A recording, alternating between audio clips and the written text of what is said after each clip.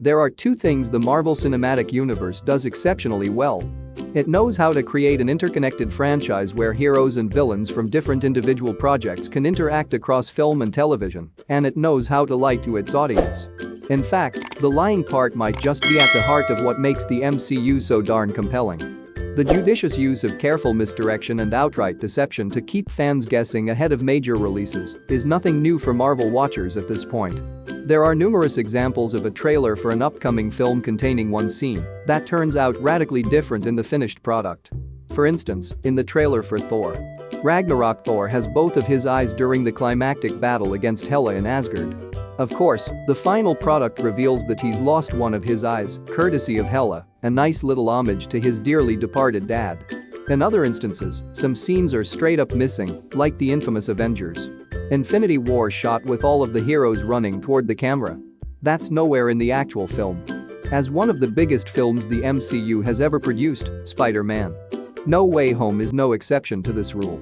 Now that the movie is finally out, let's look back at the trailers to see all the times we were deceived. When you don't want to reveal a villain for No Way Home, sometimes the easiest thing to do is to cover them up in post-production. In the Spidey 3 Kel, many of the villains were clearly revealed ahead of time, but Sony and Marvel clearly wanted to preserve some of the who's going to be in it. Mystique for later in its campaign. That appears to be the case for the lizard, Rhys Ifans, who was sorta kinda revealed early on in the marketing campaign. The very first trailer for No Way Home that came out included a scene where Peter stands in front of a magical barrier. It seems innocuous at first until a mysterious figure leaps toward him in an obviously hostile manner, but is stopped short by the partition. Many speculated who the individual could be, with many correctly guessing it was Lizard. This is Marvel we're talking about. The fans always know. After all, it's not like Spider-Man has had a ton of animalistic antagonists throughout his big screen adventures, so Lizard makes for the most likely culprit. In the actual movie, no guessing is required.